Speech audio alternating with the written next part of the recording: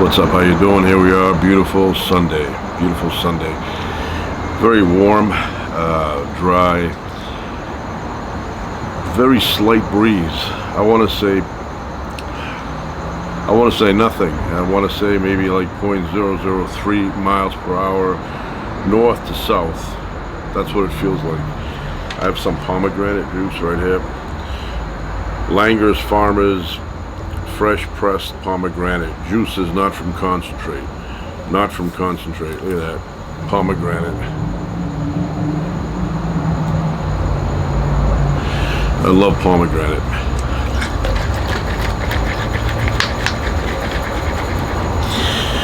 Love pomegranate. Ice.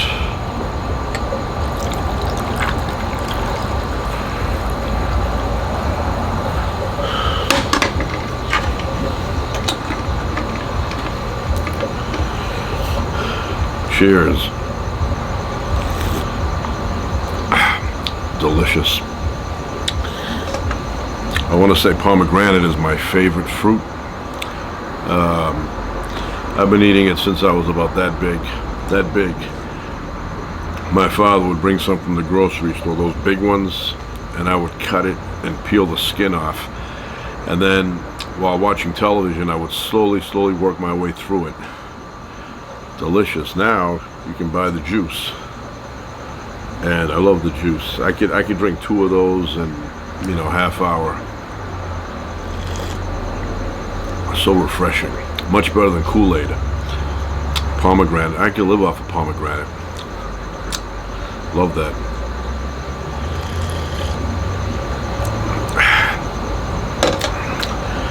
Today, Mother's Day. Mother's Day. My wife is such a good mother. Very good mother to my kids. Provides them with everything they need, and couldn't get any better than that. She's like what they say, like top of 1%. She's the top of the 1% of the 1%. So today was her day. We didn't do anything fancy. It was kind of quiet, but I acknowledge that very good mother, very good mother.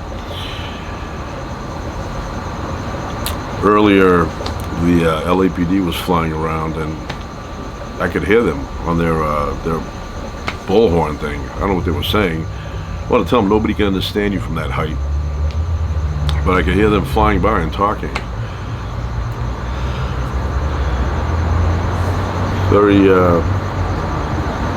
Very quiet. There's a few cars going by, but not much.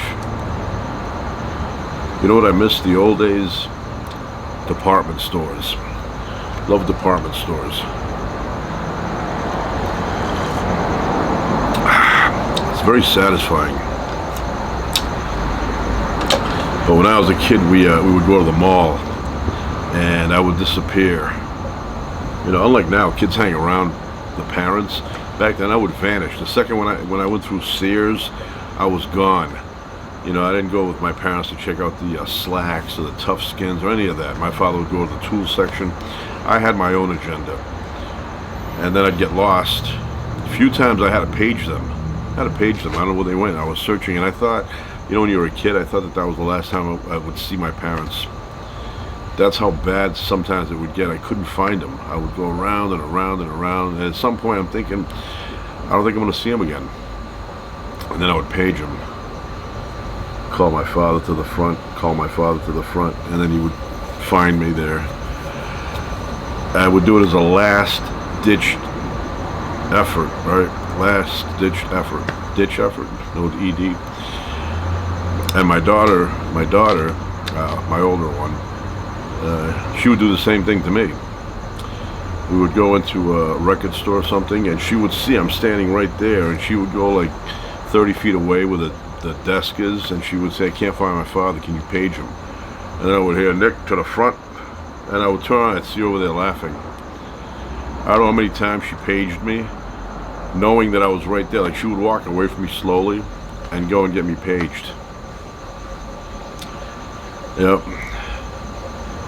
But I used to do that once in a while. I was I was a mall guy. You know, I would love to disappear and just, I couldn't buy much back then, but it was just fun looking at things. And back to school shopping, I couldn't get enough of that. I remember my father would say, you know, get in the station wagon, we're gonna go buy stuff for your school. And I always bought things that I never needed. All these fancy folders and, you know, things with sleeves and things with rings to lock my loose leaf sheets of paper. Thought I was gonna go in there and be like a professor. And then as the year went on, like the first week, you're like, I don't need that, I don't need that, and you would lighten everything down to the simplest thing. You know, but when you're going into a new year, you're all excited, getting new clothes. They have that fresh, you know, smell, factory smell.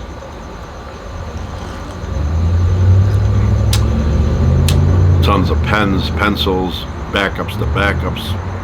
Always looking for a good sharpener. You know, I was thinking, you know, I don't want to get caught with a dull pencil. I need to have a sharpener. And we had sharpening a pencil was like a talent back then. I remember in the first grade, we would get up, take our time, you know, to walk to the sharpener, kill some time here, there, before you know it, the day was done. So I would go and get a nice edge on my pencil and sit down again, start writing. And I had a friend named Tony, and he figured out a way to make a pencil even sharper. Alright, so I would sit there and watch him, and he showed me all these angles, and the pencil would come out really sharp. Kill somebody with that pencil.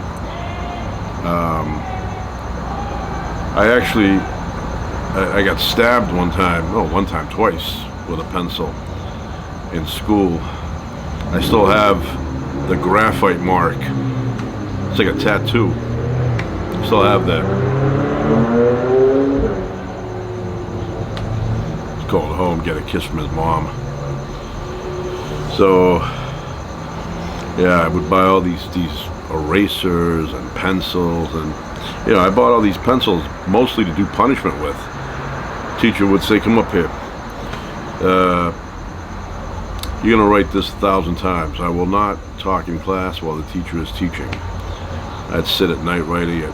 Put my alarm, 2 a.m. in the morning. I'd wake up by my bed, half asleep, half awake, writing it out. Then I'd give it in. I mentioned the story recently, but I knew when I would get older, I would be thinking about it, and I'm thinking about it. But I always had extra pencils and all that. My favorite, 80% of everything I wrote was written by a Parker pen. And to this day, I use Parker. I love Parker. It's my favorite pen. I grew up with Parker, and I continued with it, you know. I mean, every once in a while, you know, I'll use another pen. I'm not like I have to use Parker only, but like I said, 80% of what I wrote and what I write, 80% of it's by Parker.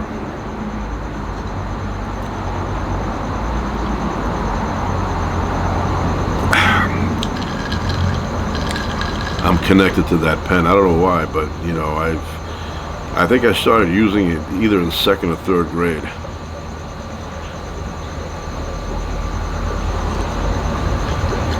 So last night, went to bed, fell asleep as usual, and I had a dream.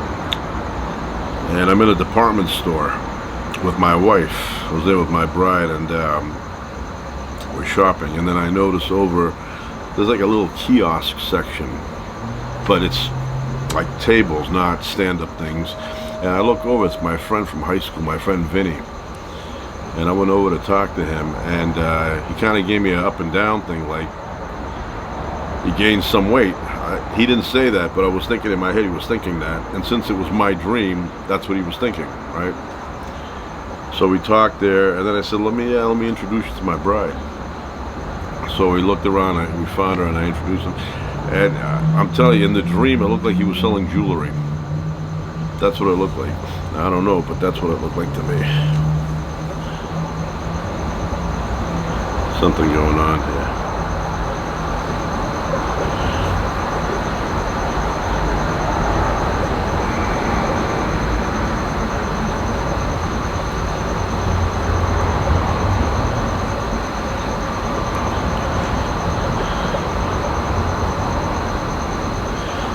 I don't know.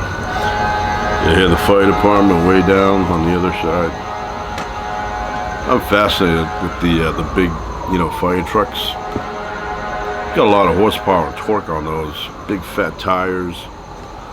All this power going through the streets. And the extra long one has a dude in the back steering too.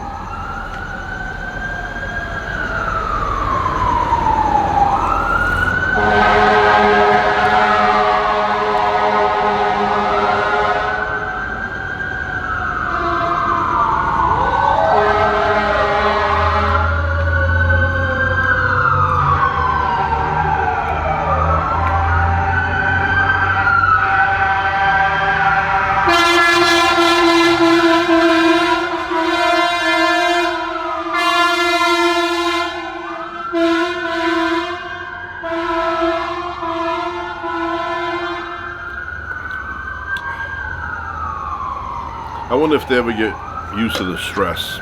You're there, you're sitting at the firehouse, everything is quiet. You may be playing checkers, and then all of a sudden that alarm goes off, and you got to dress. First of all, the dressing up fast part, that's stressful. If every day I had to get up and dress within 3 minutes, that would be very stressful. That, and they have a lot of stuff to put on. I would put on jeans, socks, shoes, shirt, and I'm done. But they have all this extra gear, and they have to slide down the pole. And then once they get there, they don't know what they're going to find. Very stressful. Every injury imaginable, every death condition imaginable, they find it. Police officers too. Very hard job. In reality, a lot of these people that become firefighters and police officers, they're limited on choices on what to do in life. Otherwise, it's very hard to imagine somebody, you want to help people, but very, very difficult when you're seeing death and destruction constantly. I remember one time, there was this kid in my neighborhood, he was a little bit of a bully, I never really had any, situation like that, but one day I saw him, and he had made, it was almost like a skateboard, but it was wider, and he would use it and go down hills with it. But what he did is he took the bottom of a shopping cart, a carriage, the bottom section, and he put a plywood on top of that, and he would go up a hill and go down on that really fast. Now those have hardly any control. So one day I was riding my bike in the area I used to do a lot of jumps on, and I saw somebody up on the corner crying. I could tell this is really painful to this kid. I put some more pomegranate.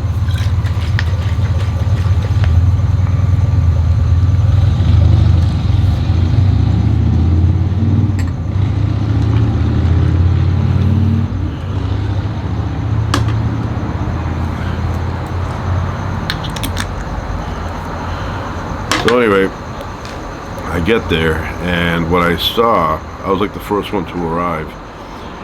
What I saw was somehow he had put his hand in the back as he was going down, kind of staring it left to right, and his thumb got pulled into the wheel. It's like a metal case, and there's only, I don't know, less than a ½ inch opening. It's like a really small opening where the wheel goes through, but it's made out of steel. And as the wheel's spinning this way, he put his thumb on top and it got pulled in. Got pulled in that tight little opening, and he couldn't get it out. It literally looked like his finger was going to be chopped. And he was crying in pain. It was really a serious situation. And in those days, no cell phones. I couldn't get on there and just, 911, I have an emergency. Couldn't do any of that. But the neighbors, they all noticed something was up, and they all gathered. Somebody called the fire department, and they came over there, and they were looking at it like, I don't know what we're gonna do with this kid. How do we get this wheel off? And I remember they picked him up with the cart, and they put him in the ambulance, and they took him away. Just to let you know, he turned out fine with the thumb and everything, because I ended up going to school with him about I don't know, 2, 3 years later, and his thumb was fine. He had two opposable thumbs. But I remember he was sitting there, and if I ever ran into him today, I would mention to him, hey, you remember that time? I'm sure he remembers that time. Memories like that are very dramatic, you keep for a lifetime.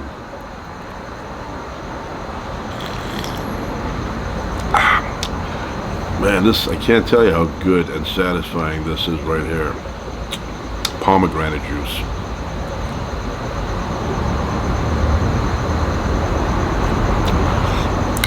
And I'll tell you something else about that kid. This is something you don't see as much these days, although maybe in some families. But he had, I don't know if he was the only son, the only one I knew of. So he was the youngest, he was a boy. And he had, I don't know, 4 or 5 sisters, Irish family. And they all looked alike. It was like, they were all like clones of each other. The females all looked similar. He looked like the females. And every single one of them, I don't think he did though, but every single one of the females smoked. And I'm talking about here, was it 2nd, 3rd grade, you know, when I first noticed them, and they were smoking away. You know, no parent to tell them, hey, you can't, you know, you're only in 2nd, 3rd grade here, you can't do that. They were little, 9, 10 years old, 7. I remember one of the girls, she looked like she was maybe like a 3rd grader, 9 years old back then, and she would sit in front of her parents' house on the brick steps, smoking away like she was like 25. And you know, I mean, that's very young to start. And I'm sure, I mean, unless they took a lot of energy out of their life to quit, I'm sure most of them are smoking today. But it was just weird to see, you know, you don't see that anymore. It's very rare. It's unusual to see a 2nd, 3rd, 4th, 5th, 6th grader lighting up. But back then, by the time I got into the 6th grade, that habit was widespread. You know, 6th grade, my 6th grade bus had a lot of kids smoking in the back. 6th graders, 6th, 7th, and 8th grade, that was a school. But from my year, there was a lot of smokers. 6th graders, 12 years old. You know, crazy. Got addicted to them. They couldn't kick it. And you know, I'm pretty sure a lot of them still lighting up. The bus driver, I remember we would clear the school, and he would say, if you got them, light them. And I was, even back then, I would think, what a stupid man. That's the advice you're giving? If you got them, light them? And then he would tell them, you know, do it now while you can. You only have about 30 good years of smoking. And then after that, he goes, you're going to have issues. Well, it's been much, much, much longer than 30 years, so I'm assuming a bunch of them have issues by now. Yeah, at some point you have to break the cycle. If you don't, it goes on and on and on and on, like that fire burning.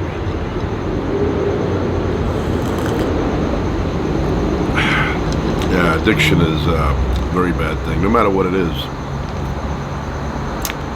Except maybe a good thing. Somebody says I'm addicted to clean air. I don't know. You know, you can't argue with that.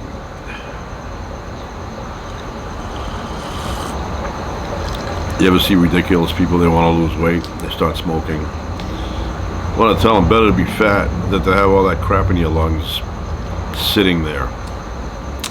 You know, better to have a few pounds on you than to be sitting there, you know, trying to lose by introducing carcinogens into your system.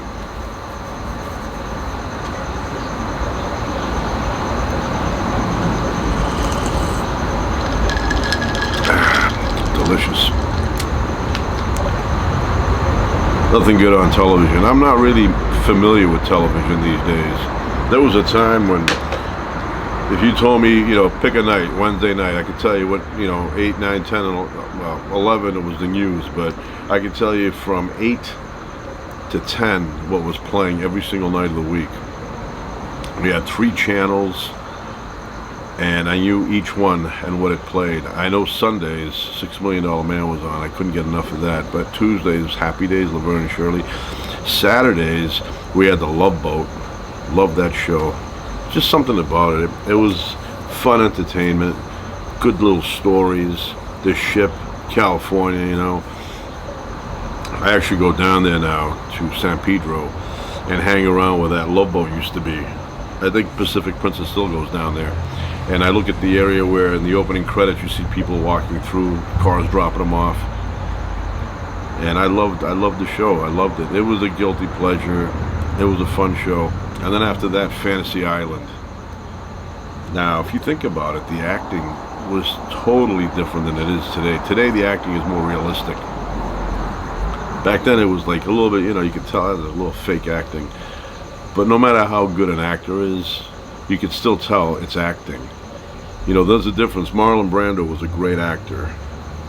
But when he was being interviewed and being himself, he acted differently than he did in the movies. You could tell in the movies it was not, you know, the kind of acting or the kind of reality that you live in. It was still acting, right? So I used to watch that Saturdays. I remember when I was really young. You know, when I was really young, they had a Kolchak, the Night Stalker. I would watch that. That would be on Friday nights. And I'd have the lights off in my room, and I would really get into it. You know, when you're a kid, your imagination is a lot different than when you get older. Of course, I love The Odd Couple. The Odd Couple. I mentioned this many times, but The Odd Couple had the opening credits. I don't know what it was. It was a combination of the music and the scenery, but it always made me question reality. It's like, you know, I was a little thinking like, how did I get here? What's going on? You know, what is this process I'm going through? What am I heading for? You know, and I always thought when you got older, you ended up getting an apartment like those two guys, and you know, that was at Madison Ave or whatever that was, and you kind of lived your life. And I didn't really think about death, that part of it. I thought you just, you know, whatever, kept going. But that show, and there was another show that gave me that feeling too. I'm trying to think which one that was. There was a few of them, but The Odd Couple really made me feel that way. I would think about, you know, what is all this? Where are we? What's going on here? Where did we come from? And I still have those questions now, even, you know, all these years later. Those questions will never be answered because we're limited. We're limited. We have to be visited by some alien intelligent life form that has been around for a long time that can answer these questions for us.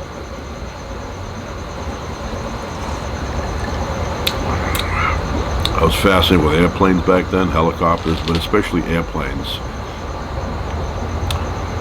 Loved airplanes. First time I was on an airplane, I was 3 years old, and I remember it. That's weird, but I actually have the memory of it.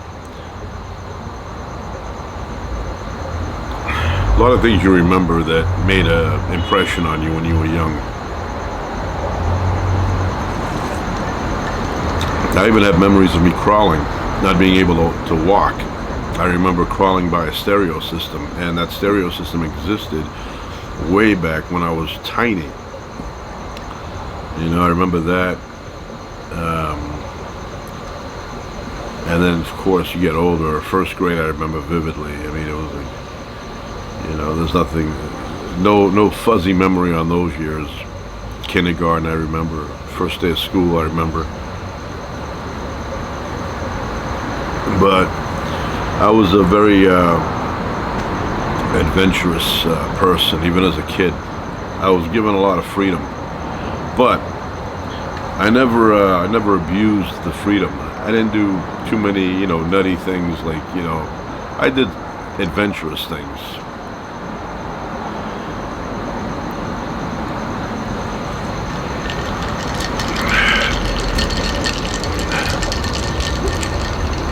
Could use more ice.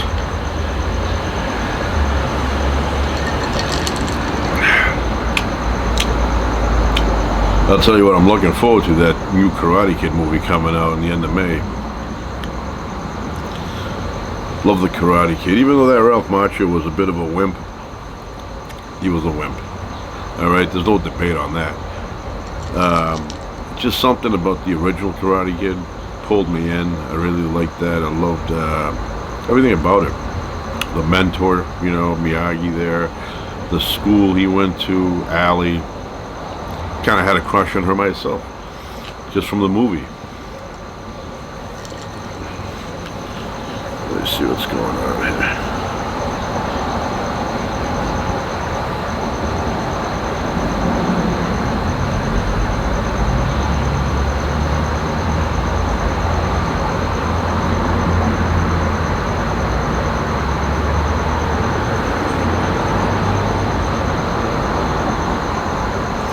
Nothing is going on.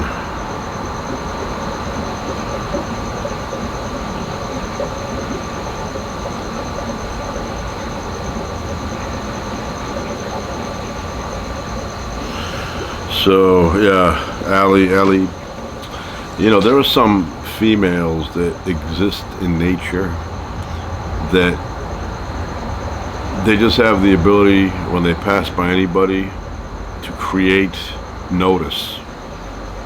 They create this interest, and then all of a sudden you're like, I have a crush on her. Not everybody has that ability, but there are some females that do have that power, and you'll notice like half the class has a crush on them. Something, I don't know, tough to describe what it is, but I know when I went to school and there was this girl that you looked at and you're like, she's very attractive, and all of a sudden you have like that feeling inside, which is a hard feeling to explain, but it's almost like a cross between euphoria, excitement, everything in there, just because that person is around. Then you realize that 70% of all the other males have the same feelings for her. So, and there's always one every so often that has that ability, that power. Some females, they will attract a couple of guys, one guy, two guys, three guys. But then there are some the whole neighborhood wants. Everybody's attracted to that girl. Everybody will mention, oh, you know her? Oh, yeah, I know her. And it's just something that nature has, that person has, that causes people to be attracted to them. Some people that are like that, they get everybody liking them. And then others, they get a few, but not as many. Some get none. But you always get one of those that everybody has a crush on. I'm talking about way back, like 2nd, 3rd, 4th, 5th, 6th grade. And that the second you mention that you have a crush on her, whoever you're saying it to, they'll tell you, oh, yeah, me too. Or, he does too, or she, maybe she too. But, there's always a bunch of people that you will find have the same crush, the same feelings towards the same person. Like magic.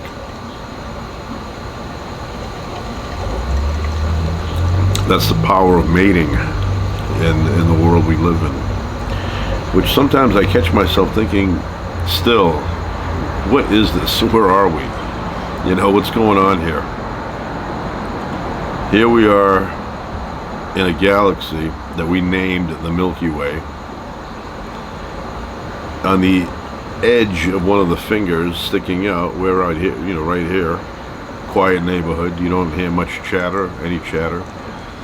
And here we are, we exist in this thing called the universe, which may be one of many, one of an infinite amount. They always use the example, our universe may be just a bubble in a Mr. Bubble bathtub. Where you have endless bubbles and each one represents the universe. Even now I catch myself thinking, if you really think about it, we're all lonely. We're all here. Just, it's almost like the show Lost, but in a bigger sense.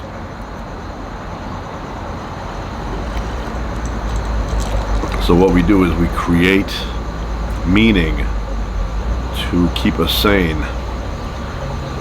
That's why we have all these things. We've created all these religions and, just all these stories to kind of keep our mind occupied, as if there's some meaning to all this, when in actuality the meaning that really is here is the meaning we give it. The world we live in is as meaningful as whatever meaning we created for it. And that's it. That's it. Otherwise, you'd feel lonely, abandoned all the time. You'd think to yourself, where are we? So you create community, and you create, stories that attach us to this community.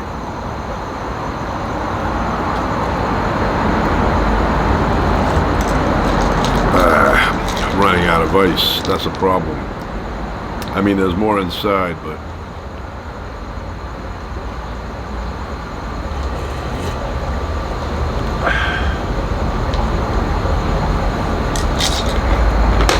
that's that. Anyway, that's it for now. Ciao.